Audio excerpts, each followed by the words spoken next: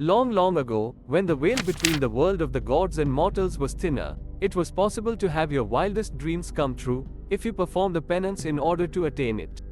It didn't matter if you were human or asura, all that mattered was your perseverance.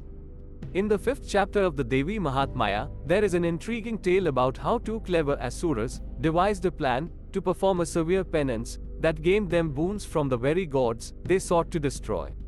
Shumbha and Nishumbha, two asura brothers, wanted to take over all three worlds. To achieve this, they performed a 10,000-year penance that granted them the boon that only a virgin woman would be able to defeat them. As they began their rampage, none of the gods could stop them. Lord Brahma pleaded with Goddess Parvati to help stop the mayhem. But Shumbha and Nishumbha knew that even though she was an all-powerful being, Goddess Parvati and Lord Shiva had consummated their marriage, and so they were immune to her powers. But the goddess was not one to give up. She performed a penance and asked Brahma for a boon that would allow her to shed her skin, which was dark as the night. Brahma, hasty to save the world, said her wish would be granted when she bathed in the Mansarovar lake.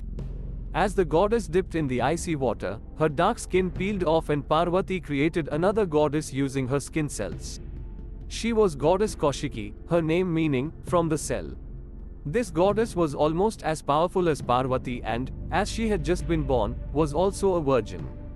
She went on to decimate the 60,000-strong Asura army, sent by Shumbha and Nishumbha, and their Asura commanders, Chanda and Munda. Having exhausted their resources, Shumbha and Nishumbha had to face the goddess themselves.